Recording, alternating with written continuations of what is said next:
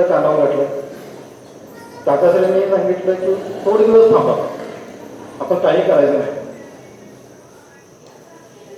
आमचं कुठलं तरी पुण्यच असं होतं की काकासाहेब त्या गुरुवारी मार्गशीर्ष महिन्यातला दुसरा गुरु होता आणि त्याविषयी आपल्या घरी आले.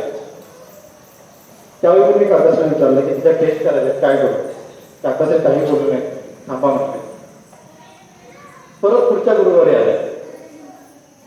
त्यावेळी पण विचारलं की काय गुरुसाठी आले आणि आमच्याकडून त्या पूजा म्हणा किंवा चिंतन म्हणा ते करून घेतलं. आणि ज्यावेळी त्या गुरुवारी चौथ्या गुरुवारी आले आणि त्याविषयी बाहेर पडताना म्हटले आता ह्या सोमवारी जावा आणि तुम्ही टेस्ट करा. मंदिरात गेलो. टेस्टचे रिपोर्ट मंगळवारी भेटणार होते. काकासाहेब म्हणले तुम्ही बिंदास जावा, रिपोर्ट नॉर्मल आहे. आणि काय चमत्कार करा की ऑपरेशन होऊन 2 वर्ष झालं. ज्या डॉक्टरने सांगितलं होतं कमीत कमी 5 वर्ष लागतील गोळ्या.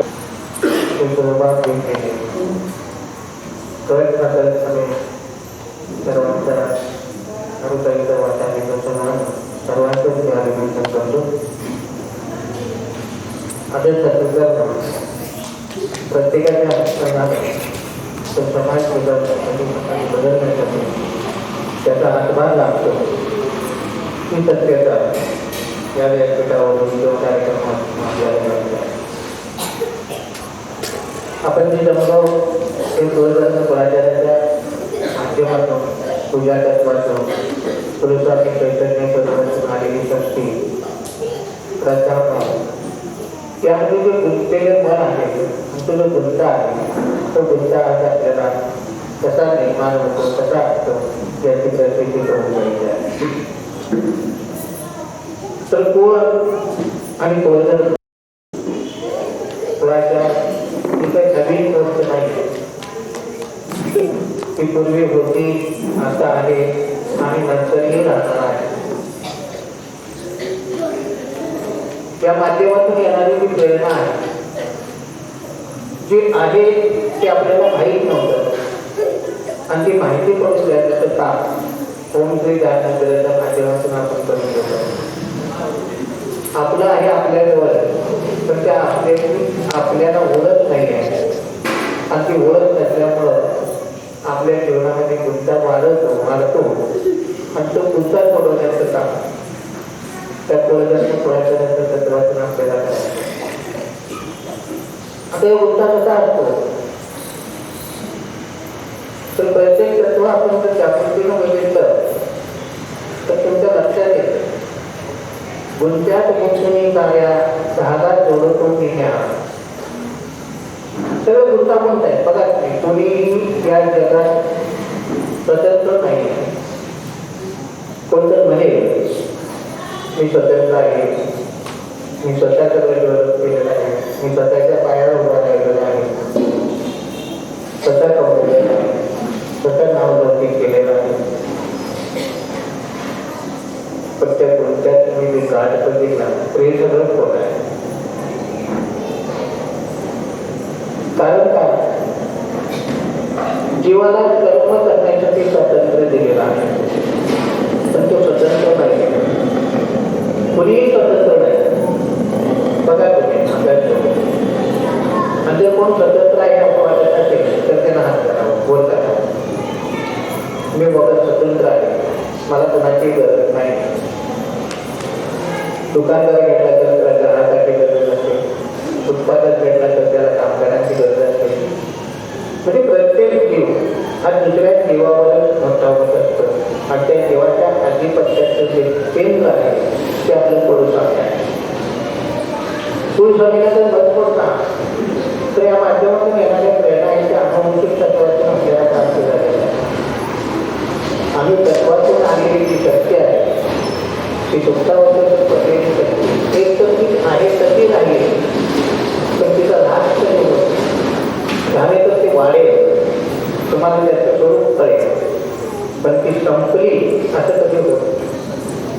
म्हणून आपण आपल्या पोळ्यात बघत असताना आपलं जे तत्व आहे ते पहिल्यांदा आपण विकसित करणं गरजेचं आणि ते विकसित कसं करायचं तर सोपा उपाय असतो. मी तुम्हाला आता पहिल्यांदा आल्या मंदिरात त्या घरातल्या एका व्यक्तीला 21 दिवसाचं नियम दिलं. 21 दिवसात काय सांगितलं असतं की सकाळी न बोलता उठा, अंघोळ करा, एक फुल घ्या, हनुमंताला जेवण घालून अर्पण करू. आता न बोलता उठायचं शब्द बोलतच असतात ज्ञानी म्हणतात. न बोलता उठायचं म्हणजे मौन कधी चालतं? रात्री झोपलं त्यावेळेला. मग रात्री झोपलं त्यावेळेला ते मौन चालू झाल्यानंतर त्या झोपेचे ते देखील तत्वज्ञाने तुमच्या पुढच्या कार्याला जोडून घेतलेलं आहे. आता एवढी तर आपण होणारच, आपला वेळ वाया जाणारच आहे. आणि हा वेळ वाया जाणाऱ्याला देखील वेळेला गुंत्यात पकडून तुम्हाला त्याची 6 तासाची आकलन शक्ती प्राप्त करून देण्याचा मार्ग सांगितला की न बोलता होता. म्हणजे रात्री झोपल्यापासून आपले चिंतन चालू असतं. उद्या हनुमानला जायचं, उद्या हनुमानला जायचं, उद्या हनुमानला जायचं आहे, उद्या हनुमानला जायचं आहे. जर कुणाचं झाला, जर कुणाचं झाला आता काकाने जर करायला सांगितलं तर नाही आहे, पण गुंता कसा आहे बाबा, न सांगता ते जप करून घेतात. आणि या जपातून होणारी जी शक्ती आहे ती आत्मप्रेरणा जास्त होते, ती तुमच्या दुसऱ्या दिवसाच्या कार्याला उपयुक्त ठरते किंवा चैतन्य शक्ती प्राप्त करते. आता ही चैतन्य शक्ती कशी होते की प्रभूचं तत्व कसं आहे, प्रभूचा गुंता कसा आहे, तुमचं गुंता चळवळीनंतर फुटत नाही. पण त्याच्यावर निर्भर राहून जर आपण राहिलं, त्या पुरुषांवर गुरुंच्यावर निर्भर होऊन राहिलं तर निश्चितपणे गुंता चढतो. कालच एक प्रसंग निर्माण झाला आणि त्या प्रसंगामध्ये आम्ही येत होतो तुमच्या भागात आम्ही पडळमध्ये गेल्यानंतर पडळमध्ये गाडी थांबली आणि काही मदत भाजी घ्यायचं पण होतं. मी आपलं कुतूहल बघत होतो. एक माऊली 5 लिटरची पिशवी भरलेली होती आणि ते मूल 4 वर्षाचं, 3.5-4 वर्षाचं आहे. ते हात करत होते की आई मी ती पिशवी उचलणार, मी घेऊन दिलेलं जाणार.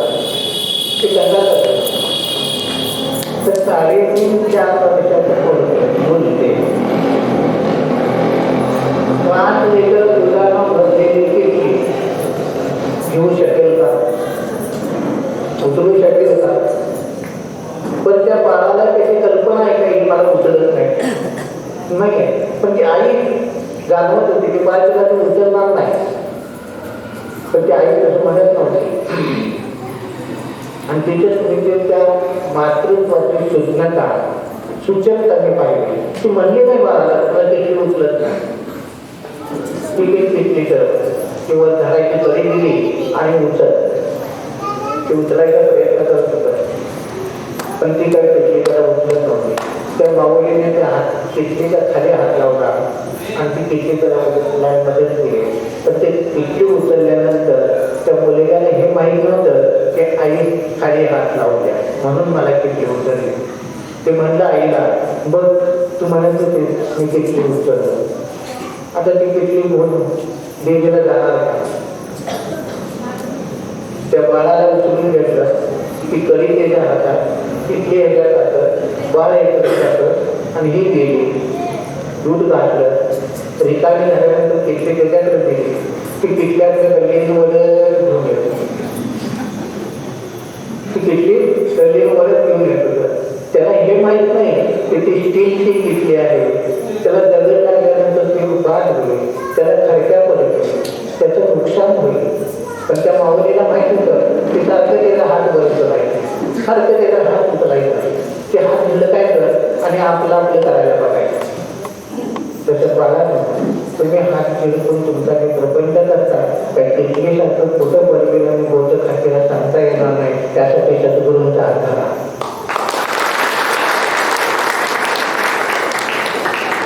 दृष्टांत छोट्याच होता, दृष्टांत छोट्याच होता. आता तुम्ही रोजच टिकल्याकडून पडता, माऊल्याकडून पडता, कधी आठवत कधी तुम्हाला तो दृष्टांत आठवतो ना. आता याच्यासाठी मी कुठला ग्रंथ वाचला नाही, मी रोजच्या रोज दिवस वाचायला शिकतो, रोजच्या रोज माणसं वाचायला शिकतो, रोजच्या रोज परिस्थितीला न्याहाळायचा प्रयत्न करतो आणि तो रोजच्या रोज परिस्थितीला न्याहाळायचा प्रयत्न करतो. तो या गोष्टीतून सहज सुटण्याची कला शिकतो. ही कला आणि ही कला शिकत असताना या माध्यमातून मिळायला प्रेरणा आहे. त्या या माध्यमातून आपल्याला जोडण्याचे एक नवीन नातं आहे. आता आपलं नातं आहे कोणाचं बहिणीचं असेल, कोणाच्या भावाचं असेल, कोणाच्या आईचं असेल, कोणाच्या बाबाचं असेल, कोणाच्या काकाचं असेल, कोणाच्या मामाचं असेल, कोणाच्या दादाचं असेल, कोणाच्या सासऱ्याचं असेल, सासूचं असेल, विवाही असेल, विलीन असेल, जाऊ असेल, सवत असेल, काय पण असतो ना एक शब्द करायचं होतं माझ्या चांगला लक्षात घ्यायचं होतं.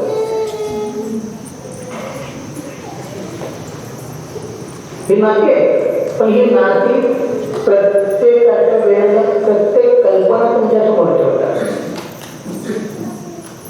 आईचं नातं बघायला गेलं तर त्याची जी कल्पना आहे त्या कल्पनेचं तत्व, त्या कल्पनाची माया, त्या कल्पनाची आत असणारी ऊर्जा आणि तीच कल्पना आपण बाळाच्या बद्दल, तीच कल्पना आपल्या चुलत भावाबद्दल घेतली, तीच कल्पना आपण शेजाऱ्याबरोबर घेतली तर प्रत्येक ठिकाणी आपला भाव बदलतो का नाही बदलतो? बदलतो. आता ही नाती सगळे आपली तर परके मग भाव बदलायचं कारण नाही. भाव बदलायचं कारण तर भाव याच्यासाठी बदलतो की अनुवंशिकतेने मारलेल्या गाठीचा जे गुंता आहे तो गुंता आईबरोबर जोडलेला तो वेगळा आहे, भावाबरोबर जोडला तो वेगळा आहे, बहिणीबरोबर जोडला तो वेगळा आहे, पाहुण्यांच्या बरोबर जोडला तो वेगळा आहे. आणि ह्या सगळ्या गुंत्याबरोबर आपण बद्ध आहोत, एकत्र आहोत, एकमेकाच्या धाग्यात जोडलेले आहोत. पण ज्याला कधी बघितलंच नाही, ज्याचा कधी अनुभवच नाही, ज्याची कधी अनुभवतीच नाही, त्या परमेश्वराचा नव्हता त्याचा धागा आपण कधी जोडला का? आपण कधी बघितला नाही. काही कामाला, काही सभा घ्यायला लोकांना पगार द्यावा लागतो. काकाने तुम्हाला किती दिला?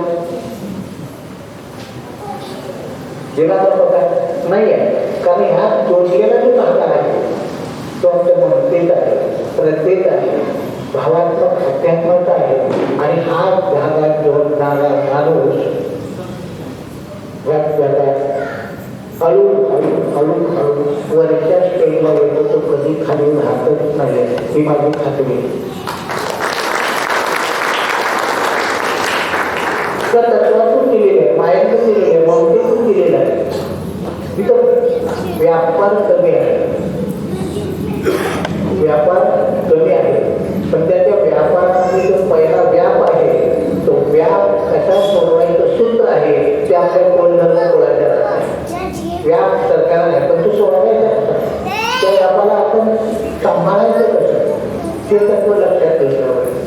आणि त्याच्या मूर्तीनं पुढे जाताना लक्षात येतं की जेवढा तुम्ही व्याप वाढत गेला तेवढा ताप वाढतो, जेवढा व्याप वाढतो तेवढा ताप वाढतो, जेवढा ताप वाढतो तेवढा क्रोध, माया, संसर्ग वाढत असतो. तर हे सर्व करत असताना मी या कोणाच्या गुणधर्म संस्थेमध्ये नोकरीला आहे, मी सेवा करत आहे, मी चाकरी करत आहे, असा भाव करून जर तुम्ही प्रपंचात केला तर त्या व्यापाचा त्रास तुम्हाला कदापि होणार नाही, याची मी वाही कधीच होणार नाही. तर मी करतो आला कधी चुकलं म्हणून मी सहजानंद ग्रंथावर मी या कुलतत्वाचं मूळ सांगितले. जन्मतः परमेश्वराने जे तुम्हाला दिलेलं आहे ते कधीही तुम्हाला काढून टाकता येत नाही, ते तर पुसता येत नाही किंवा ते घालवता येत नाही. मग ते घालवता येत नाही, पुसता येत नाही, सगळं विकारांनी सांगितलं, अनेक संस्थांनी सांगितलं की सगळं विकार काढून टाकण्याची गोष्ट आहे. त्यानं दिलेली आहे. कोण दिलं? परमेश्वरानं दिलेलं आहे. परमेश्वरानं दिलेली कुठलेही तत्व शरीरासाठी काढून टाळून टाकताच येत नाही. या माताचा मी आहे. काढून टाकता येत नाही तर काय करायचं? मग या सर्वकारातलं मध्ये एक राग मी घेतो, एक गुंता पण या सर्वकाराला एक गुंता सोडवण्याचे राग घेतो. राग माणसाला आवश्यक आहे की नाही त्याचं तुम्ही पडताळून पाहिजे. समजा तुमच्या बाजूला बसलेल्या माऊलीला कोणतं धक्का लावत असेल, कोणतं त्यांना चटवत असेल, कोणतं त्यांच्या पदरापर्यंत पोचत असेल, कोणतं वाईट कृतीने बघत असेल, तर परमेश्वरानं दिलेला राग आपल्याला हवा की नको? हवा की नको? मग राग देवाने दिलं की देवानं चांगले केले तर वाईट केले? रोज बोलतोय आणि बायकोसंग बसायचं तर ते त्याला काय म्हणायचं? रोज बोलते तर कोणाच नाही. अब तो करता आहे माहीत आहे का आम्हाला? तो आमच्या वडील आहे हे आम्हाला माहीत आहे. म्हणून काय एक लक्षात घ्यायचं, याच्या पाठीमागचं तत्व काय आहे? तर या गोष्टी करत असताना तीच ती गोष्ट आपण जर सारखं जर बिंबवायला करू तर एक त्या मुलांना त्याचा कंटाळा येतो. आणि कंटाळा आल्यानंतर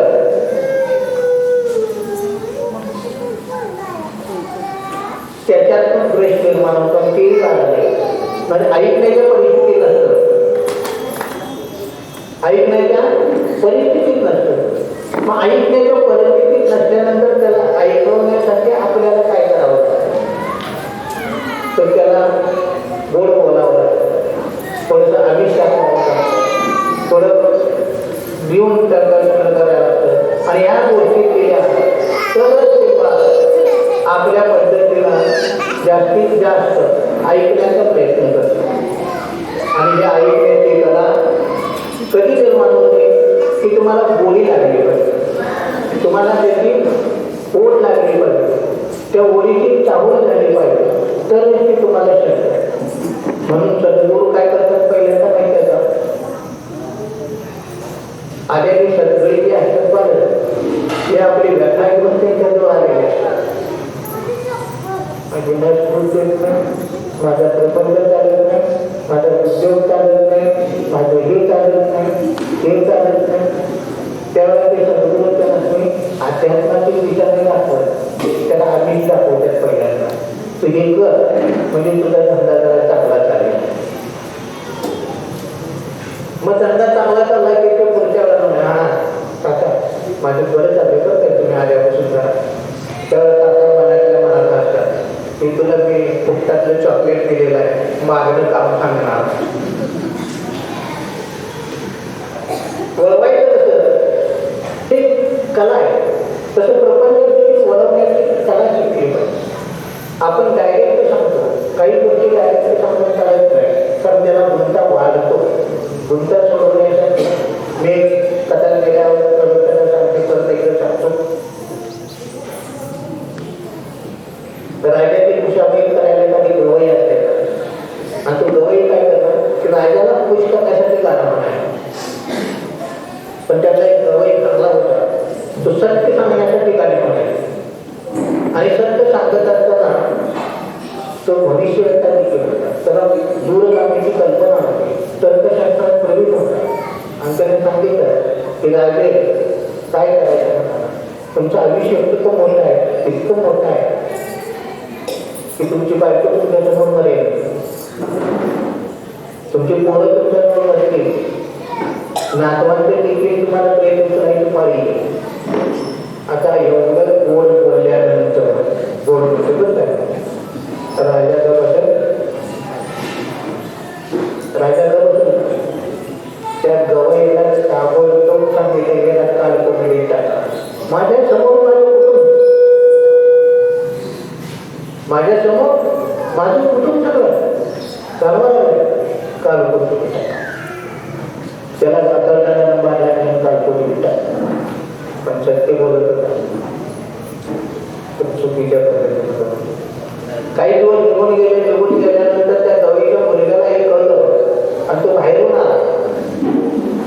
आणि राजेंद्र साहेबांच्या दौरान राजेंद्र म्हणायचे एक वेळ मला पण खुशाली करण्याची संधी द्या.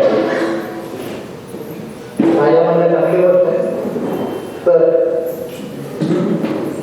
पण त्याने अट टाकली की तुम्हाला जर माझी खुशाली केली आवडली, मी बोललेलं गीत आवडलं, मी बोललेले शब्द आवडले, तर मी सांगेन की मला बक्षीस द्यावं लागतं. राजा म्हणलं काय असतं, काय माझं प्रॉब्लेम आहे, ठीक आहे म्हणलं काय. आणि त्यानं शेवटी काळकोट बंदिस्त होतं, त्यातच ते होतं. कोणाचं होतं? अनुवंशिकता शिकवावं लागत. पाण्याच्या माशाला पेला पोहायला शिकवायला लागत. तसं अनुवंशिकता आलेली गती आहे, ज्ञान आहे ते पुढच्या पिढीला शिकवायला लागते. ती सुद्धा होते कधीच असते.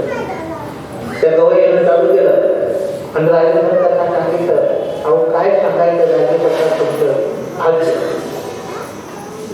मला वाटतं पृथ्वीवर तुम्हीच नारायणाचा अवतार घेऊन आलेला. किती चांगलं वाटतं. साक्षात विष्णूचा अवतार नारायण अवतार तुम्ही आहात आणि तुमची बायको तर साक्षात लक्ष्मी. आरती करून तिच्याकडून वैभव मागून घ्यावं एवढी ती संपन्न आहे. आणि मुलं तर इतकी गुणवान आहे ते त्यांचं कौतुक करण्यासाठी माझ्याकडे ती शब्द आहे. आणि त्यांच्याच पोटाला ते नातं येणार आहे आणि त्या नात्यांचं सुख देखील तुम्ही बघणार. पण तुमची जी बायको आहे, ती पत्नी आहे, ती लक्ष्मी आहे, ती अखंड सौभाग्यवती आहे.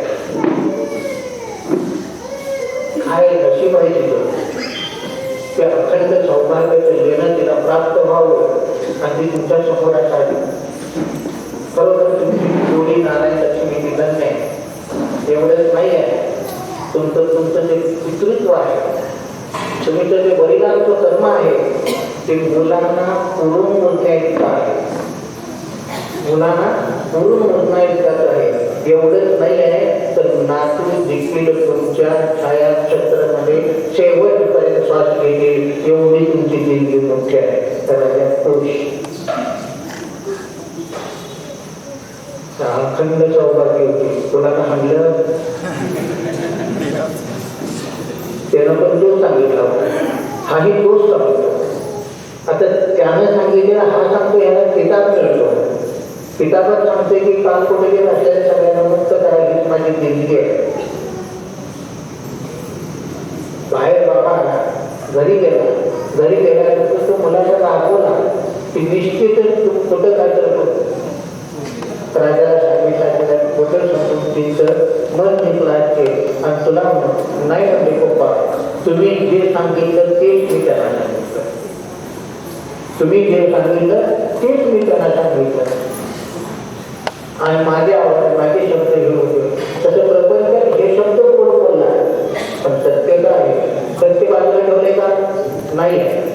जे सत्य आहे ते सत्य बोलणार आहे. म्हणून प्रपंचामध्ये असताना काही गोष्टी अशा असतात. माझा एक प्रसंग सांगतो तुम्हाला. एक गुंत्यामुळं पाहतो गुंत्यात नाते उघडणी डोळ्याची करा, पाहतो गुंत्यात नाते उघडणी डोळ्याची करा. लहानपणापासून आवड तुम्हाला जोडण्याची, तुमच्यापर्यंत पोहोचण्याची. त्यामुळे शाळेत लक्ष नाही, प्रपंचाचा जो प्रश्नच नाही. घरात लोक आहेत, वैतागली लोक, बाहेरची लोक वाढून शेवटी म्हणाले एक तर प्रपंचाचं नसेल तर करतो. मला पाहिजे ती गोष्ट घरदार सोडायला तयार. बरेच वर्ष बाहेर काढले. कोणाच्या रात्री बटाटा खांद्यावर होती, कधी ठेवली नाही, आधी ठेवली नाही, ठेवणार पण नाही.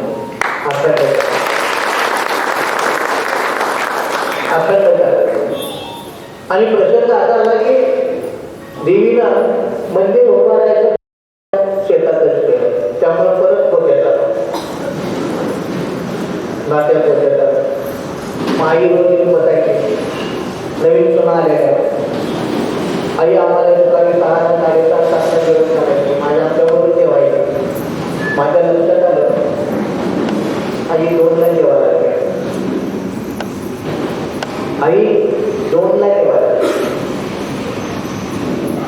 आई सुटत होतं, पण घरात बाहेर पडलेला माणूस, संध्याकाळपर्यंत भेटलेला माणूस परत घरात लक्ष देऊन त्या सुनांना सांगायचं नसतं. भावनांना सांगायचं नसतं, बहिणीला सांगायचं नसतं माझ्या आईला लवकर जेवायला वाढलं. आणि जर मी सांगितलं असेल आणि पटकन असेल,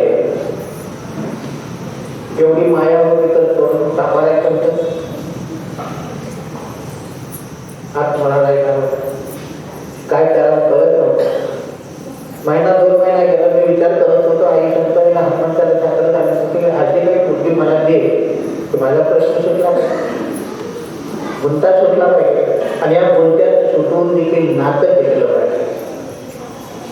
मग मी सगळ्या सुनांना, भावांना, पुतण्यांना सगळ्यांना घेऊन बसलो आणि एक प्रश्न विचारलो.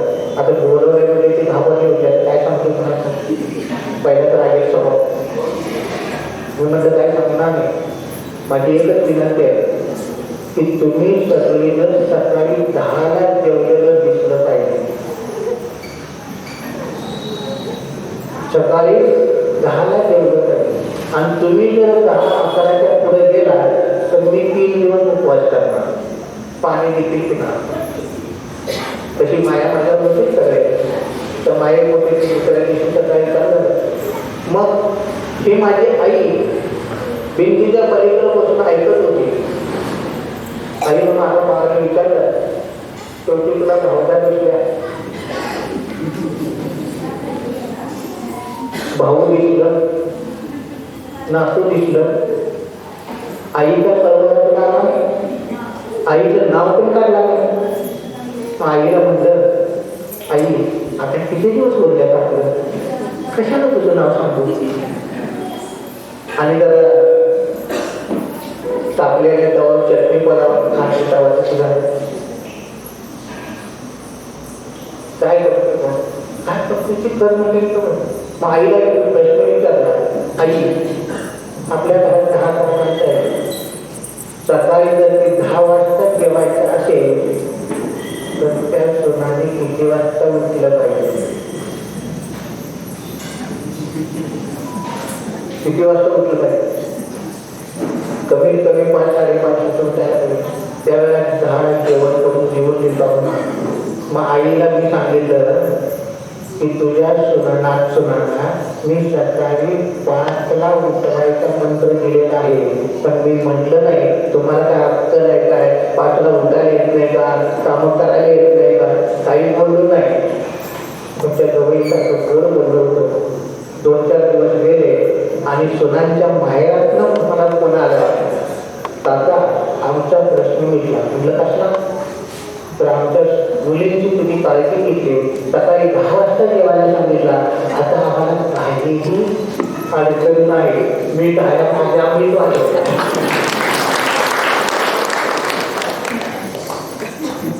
तुमचा सुटला.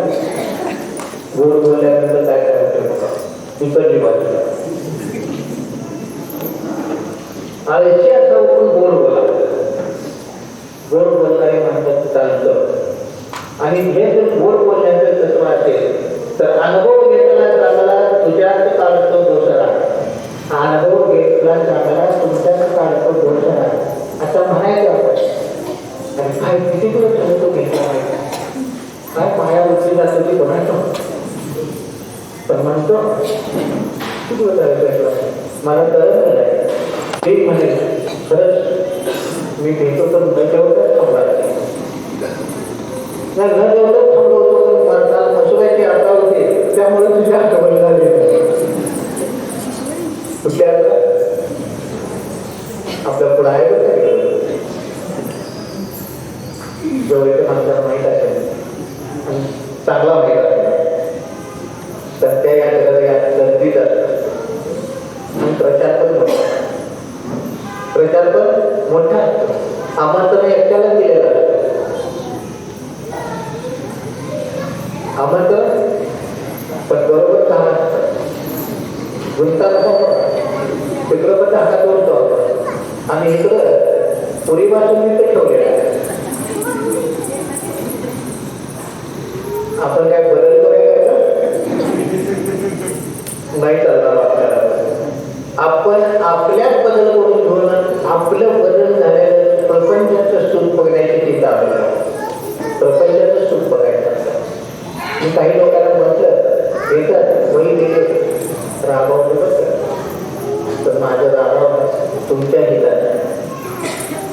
माझं चिन्ह तुमच्या हितात आहे.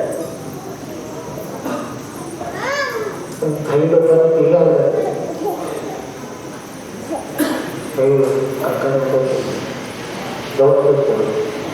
मग कधी जायचं कोण नसेल बघायचं मग जायचं रागवलं तर रागवलं आपल्यापर्यंत आपण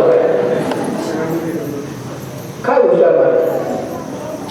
मग ही जी काय कला ही जी तुमचा सोडवायला असेल आपल्या कुळाच्या आपलं कुळ श्रेष्ठ कसा हे दाखवायचा असेल तर त्या कुळाच्या हिरात चमकायलाच पाहिजे.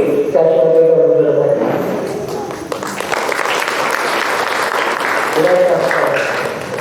आणि ही जी कला आहे ती संजयाची हाव नाही विचार सत्यनारायणाचा.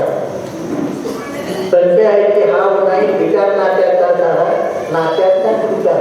पण संजय काय केलेला आहे काय कमी करत का कमी करत तर संकल्प कसे आहे. संकल्प सिद्धी तर चांगली असेल तर तो संकल्प पूर्ण व्हायला वेळ लागतो. पण आपण काय करतो संकल्प सोडण्याचा एक सांगतो मी संकल्प सोडल्याचा आज मग ममदा बोलतात कोण आला सकाळी 6ला काका तुला माझी एवढी श्रद्धा आहे एवढी श्रद्धा आहे एवढी श्रद्धा आहे. मला बोलण्यातच कळाली ती श्रद्धा किती आहे. सकाळी उठलो अंघोळ केलो तुळसामीजवळ बसलो संत आईच्या नावानं 4 त्याचा कापून लावलं आणि सांगितलं देवाला की माझ्या प्लॉट 17 लाखाला मागतात तो 27 लाखाला मागावा आणि मला तसंच फळ मिळावं. मी हसतो 4 आण्यात तर 10 लाख वाढतात तर मी 1 रुपये तर आलो तर किती होईल 40 लाख. काय कल्पना काय विस्तार आहे माणसांच्या बुद्धीचा. 4 आण्याचा कापून देवाला आणि ह्याच्यावर 17 लाखाच्या प्लॉटची किंमत 27 लाख 10 लाख 4 आण्याला 10. हसलो माझं मी पण आश्चर्याची गोष्ट झालं. नंतर दुसऱ्या दिवशी त्याचा फोन आला काका 27,25,000 मी प्लॉट गेला.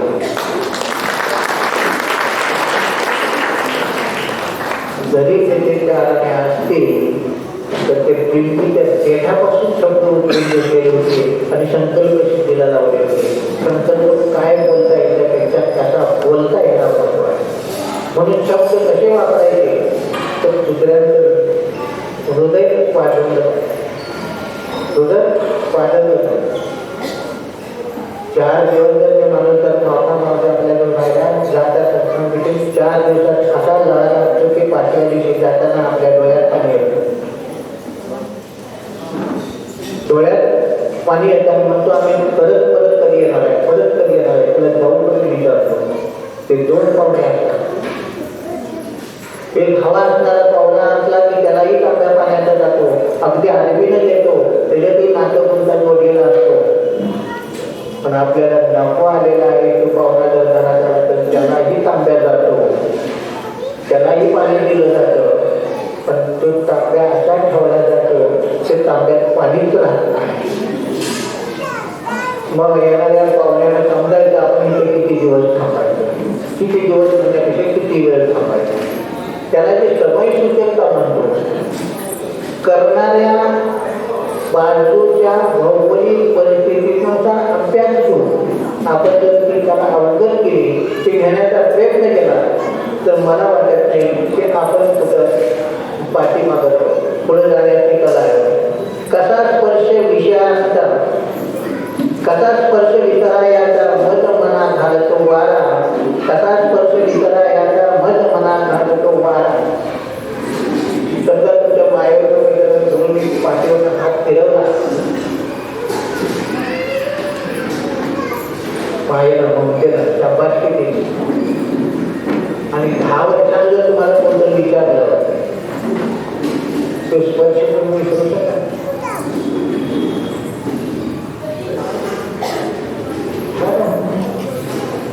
मग एखादा मित्र पाठीवर हात फिरवतो काय तुझ्या मित्र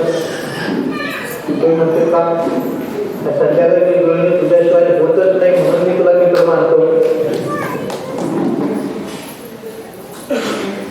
तूही प्रेमानं हात फिरवतो, सद्गुरूही प्रेमानं हात फिरवतात, आई पण प्रेमानं हात फिरवते. पण तोच खरा मित्र आहे की जो या मित्राला तुमचे जीवाला दाखवत असतो, खड्या शब्दात बोलतो, तो तुमचा खरा मित्र आहे. खऱ्या शब्दात तो मऊ बोलत नाही, कारण त्याला काही पोळी बांधून घ्यायचं. म्हणून आपली माणसं कोण आहे आणि परकी कोण आहे हे कळलं. म्हणून आम्ही माझ्या पूर्वी पारायणामध्ये ढोकळीत माझ्या लेखक मी पहिली ओवी लिहिली आहे. येता तरी सुखे या, जाता तरी सुखे जा, कोणावरी ना बोजा ढोकळीचं मांडा. येणारा ना सुखात ये, जाताना देखील आनंदानं जावा. आला तसाच आनंद जाताना देखील तुमच्या चेहऱ्यावर दिसला पाहिजे. आणि तो आनंद बघण्यासाठी जिथे आपण जमलेला आहे, जरा चेहऱ्याने हा प्रत्येकाचे बघा कोण दुःखात आहे. मगाशी लोक सारखे बोलत होते, मनाच्या मनामध्ये कवा हे समस्या आणि काकांचं चालू म्हणतो नाही मला. मी पण काही बोलत होतो आणि तेव्हा चालते बोलायचं आणि कधी बोलायचं. तर ही जी ओढ आहे, ती ओढ जमलेली आहे, ती आपल्या गुंत्याची एक गाठ सोडण्यासाठी मदत करते. गुंत्याची एक गाठ सोडण्यासाठी ओढ आपली मदत करते.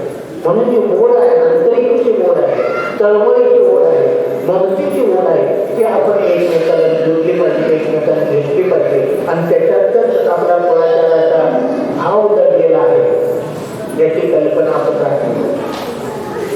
कल्पना आपण राखली नाही.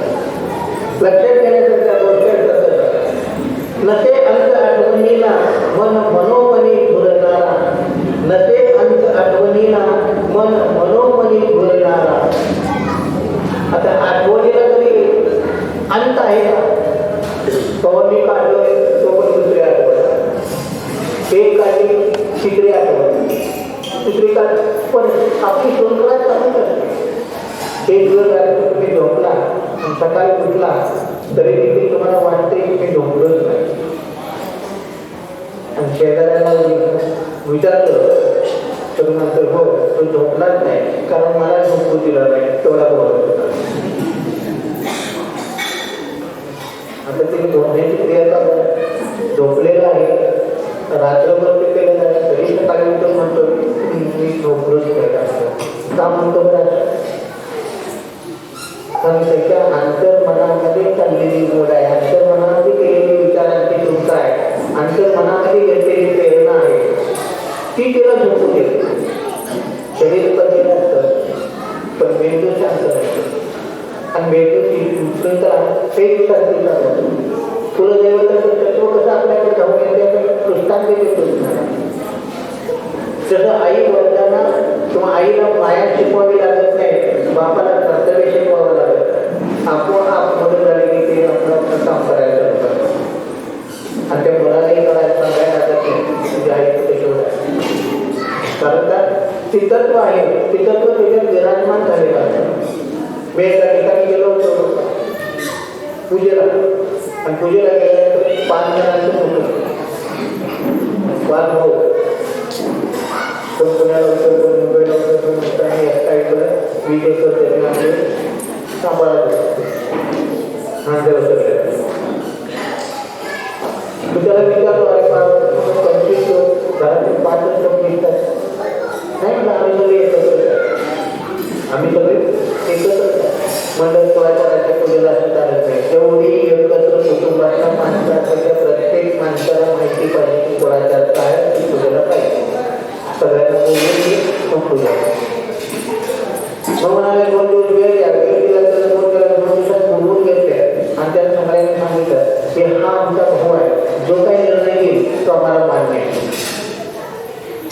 बघा म्हणलं एकत्र कुटुंब आहे, सगळे हजर लागतात. नाही आम्हाला प्रत्येक वेळा यायला जमणार नाही, हा करेल तो आम्हाला मान. ठीक आहे म्हणजे काय अडचण नाही. ते प्रॉब्लेम म्हणतात विचारणार त्यांना सगळं मान्य आहे. 2 एकर जमीन माझ्या नावावर कर, त्यांना सगळ्यांना मान्य आहे. नंतर फिरवून तुझी तुला देतो. त्यातला भाऊ लगेच 2 एकर मागा, एका पुढच्याला काय 2 एकर लागतील नाही म्हणलं की तुमची एकर भाव तिथे लागला ते बघा. पण म्हणलं काय अडचण नाही आहे, हा एकटा ठीक आहे, तुम्ही 4 बाजूला आहात, असंच एकत्र राहा, माझी काय गरज नाही, मी तुम्हाला आशीर्वाद देतो. पण तुम्ही जो प्रायव्हेट फंड झालेला आहे तो घरात आणून सगळ्या पाहुण्यांनी वाटून देऊ. ठीक आहे, तुम्ही तिथं काही दौलत उभा केले ती सगळं कंपनी पहा, सोनं घेतले तर सगळ्यांचं बोलत नाही पहा, बँक बॅलन्सच्या सगळ्या संपवते घ्या मागे पहा, तर हे आणि नसेल तर विभक्त कुटुंब आहे, विभक्त कुटुंब माना आणि त्या पद्धतीने पूजा करायच्या पद्धतीने संकल्प सोडा. एकत्र कुटुंबात या श्रीनाथ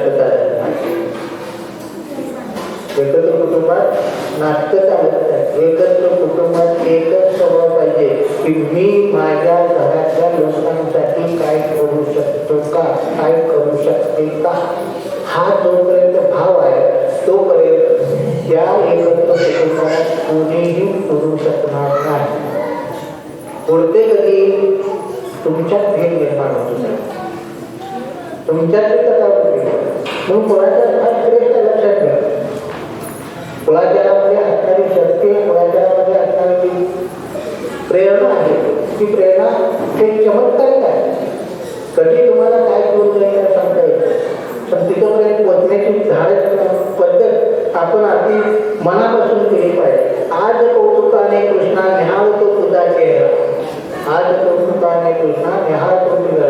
मी प्रत्येकाचा चेहरा निहाळावे, इकडेही बघतो इकडेही बघतो.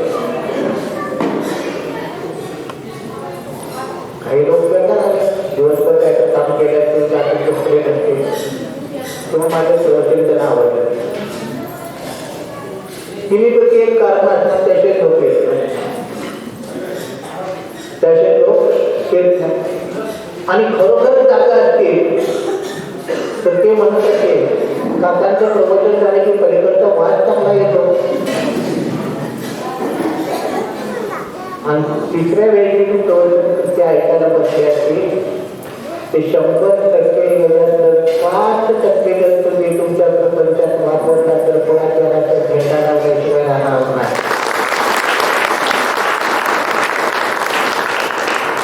5%. म्हणून श्रवण करत असताना आपल्या कानातून आत काय उतरतं हे फार आत उतरल्यानंतर त्याला बाहेर येऊन येऊ नका. आपण त्यांना ठरवून जायचं, रोज गोड बोलायचं, रोज गोड बोलायचं. किती दिवस बोलणार? जोपर्यंत तुमच्या कानामध्ये काकांचे शब्द गुंजत राहतील गोड बोलायचे तोपर्यंत निश्चितच तुम्ही गोड बोलत. आणि मी तिथं जागा काना की गोड बोलायचं. आता मी कसा मी करेना, आता मी कसा मी करेना, माझ्याच घरी मी दूरचा पाहू. अब मी निघून गेला 5 लोक बोलवतात, पुढे 2 मागे 2 आणि काढतो. मी एका माणसाला विचारलं की हे शिववर आल्यानंतर काढतो का होते, तिथे तांदूळ का टाकतात का?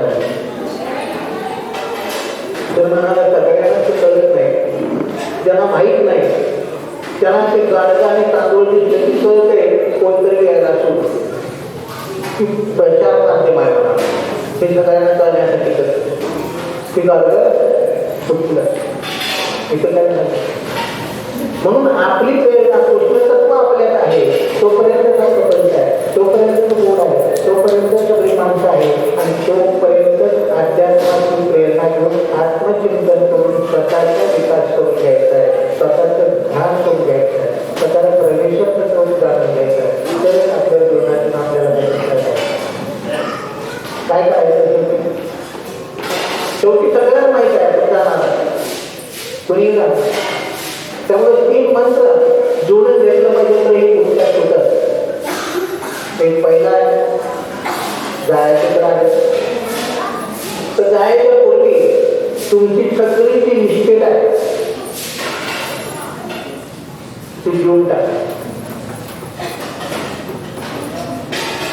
आता प्रवचन बंद करा.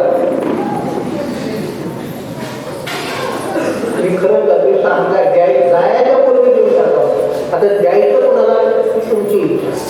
कोणाला पण द्या, द्या, कोणाला द्या, देवाला द्या, कोणाला द्या, कोणाला द्या, द्या. नाही दिला काय होते. तुम्ही कष्टाला घामानं अतिशय मेहनत करून तुम्ही मिळवले गेला, कुणाला काही केला नाही. ते धाकलं पोरं म्हणते की बाबाला माझ्या कानात सांगितलं होतं की गावाकडे जमीन जेवढी तू घे, मेल्यावर सांगते. आधी नाही का चालू झाली पहिली मग कोर्टात केलं, दोघं मारामारी केलं. मग प्रपंच इतकंला आहे ते विकायची पाळी आली.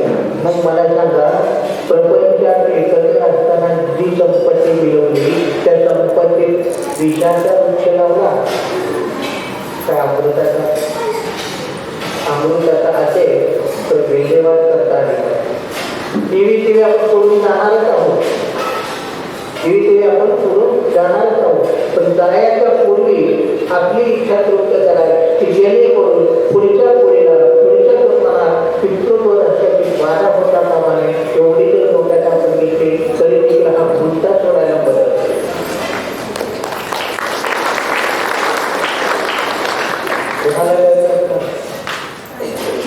सगळं करता येतं. काही असे कागदपत्र आहे की आपण बदलता येत, पण आपण केल्यानंतर आपण विल्हेवाट लावू शकतो.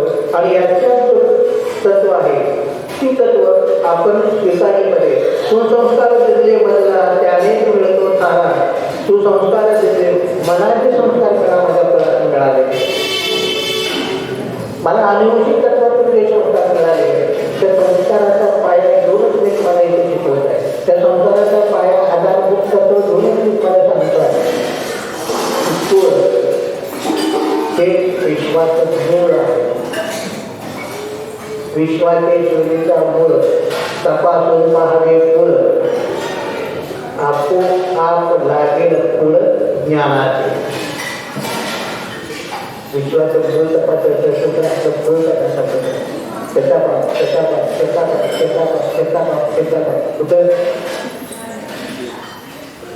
कुठं परमेश्वरापासून उत्पत्ती झालेली पहिला आद्य कुळ म्हणजे आपल्या कुलस्वामी की तिथून आपल्या कुळाचा विस्तार झालेला आहे. कुळ तत्वामध्ये कुठलाही जाती धर्म नाही. कुलस्वामी जवळ कुठलाही जाती धर्म नाही.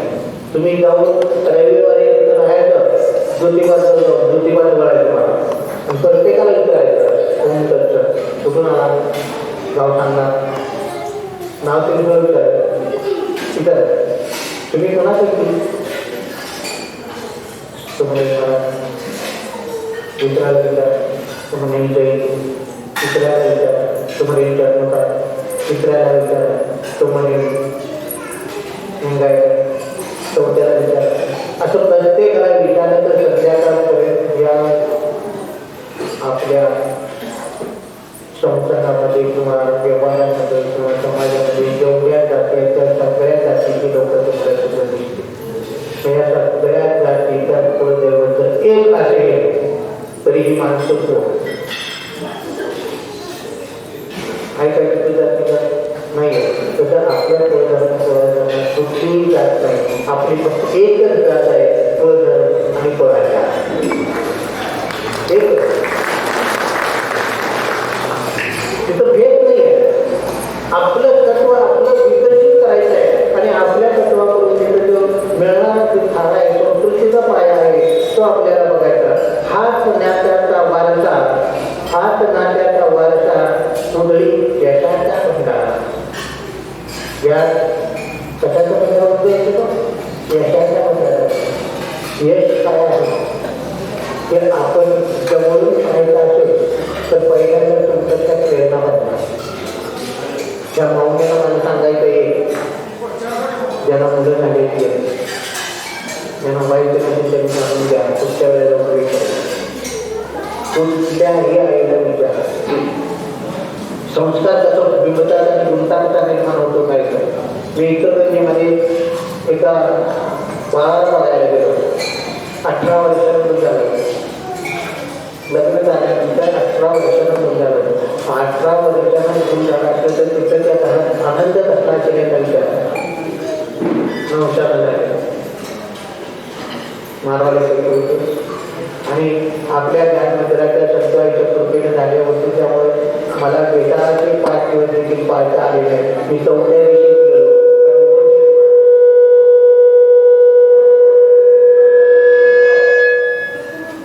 हे तत्व आपण जाणून घ्यायचं, आपल्या तत्वातून जाणून घ्यायचं. तर त्यावेळेला गेल्यानंतर मी मला मी आजी होती त्या मुलाची. मी त्यानंतर त्या पायऱ्या कधी करून गेली तरी मला कळली जाऊन नातवाला उचललं 4 दिवसाच्या. आणि मी हात जातोय तेवढं माझ्यासमोर उभा केलं आणि मला म्हणलं किती छान. आणि म्हणलंय माझा 4 दिवसाचा होता. आणि दिल्ली म्हणाल्या बहुत प्रकार आहे का. तर 4 दिवसाचं पोरगं काय तत्वदाचं. आणि पहिलं नामकरण काय झालं. पहिलं नामकरण काय झालं. हवाली जायचा तर सैतानाला जन्म घातला. सैतानाला जन्म कोण आहे. पहिलं नाव करते. मग दुसऱ्या वेळेला समजा आईची तक्रार. रात्रभर झोपत नाही, मला झोपूच येत नाही. त्याला काही भूत बी लागले दुसरं भूत तयार करतो. खेळायला चालू करतो. मग ती माऊली त्या बाळाचं कौतुक करते. भयंकर खट्याळ आहे. एक सांगितलेला ऐकत नाही. घरात काय करत नाही. नित्याशिवाय इतका दंगा करतो. आता मला सांगा ते बाळ काय ऐकायला लागले. काय ऐकायला गुंता कोण वाढवला. ऐकत नाही. कोण सांगितलं. म्हणायला काय बिघडते काय. माझं बाळ चांगलं ऐकतंय. माझं बाळ चांगलं आहे. माझं बाळ पुढे आहे. माझं बाळ श्रेष्ठ आहे. माझं बाळ त्या तोटातलं आहे. माझ्या बाळाचं कौतुक करावं तेवढं थोडं आहे. त्या माऊलीच्या तोंडातून शब्द पडला तर आता कशाला प्रवचन केलं तिथं ऐकतोय बरं का. ते ऐकतोय काय त्याला दोष तुमचा बिघडवत नाही. लहान मुलांना फक्त ग्रहण करणं माहीत असते. फक्त अनुकरण. अनुकरणाच्या पलीकडे त्याला काही येतच नाही. अहो सांगायला देखील मला इथं कसं तर होतं. एका ठिकाणी वकील लोक पालखी गेली कमाया. पालखी झाल्यानंतर त्याला आमच्या संबंधित योग्य मिळा त्यांना उठण्यानंतर लागणार होतं ते कसं चित्र कसं होतं काय होतं. त्याने घेतली होती तिची जुना खाली पडली. जुना गाडी होती. जुना गाडी उचलला परत पडल्यानंतर त्या गाडीला काय करायचं जास्त घेतले का खाली पडले टाकतात. आणि दुसऱ्या दिवशी 4 पोरं जांभळीच्या झाडाखाली बसले. एका तांब्यात पाणी घेतलं. 4 ग्लास करून घेतले आणि ते वरतं आणि म्हणलं एकच घे. कोण शिकवलं. कोण कोणता वाटवलं. आणि तेच पोरं मोठं झाल्यानंतर व्याजाचं पण प्यायला चालू केलं. तर अडचण काय. संस्कार बिंबवत असताना लहानपणापासून संस्कार बिंबले पाहिजे. आणि हे संस्कार शिकवण्यासाठी आपले करायचे. सगळ्यात मोठी संस्था म्हणतो ओम श्री ध्यान मंदिर शेरवाडी ही आहे. ओम दत्त.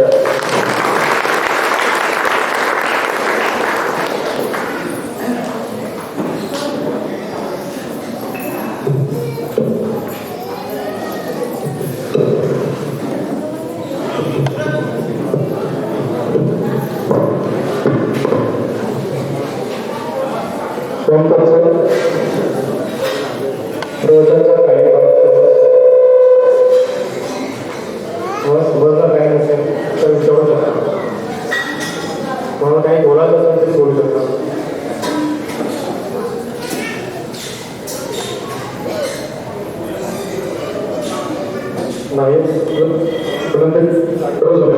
सदरूच्या असल्याच्या जागेवर उभे राहा.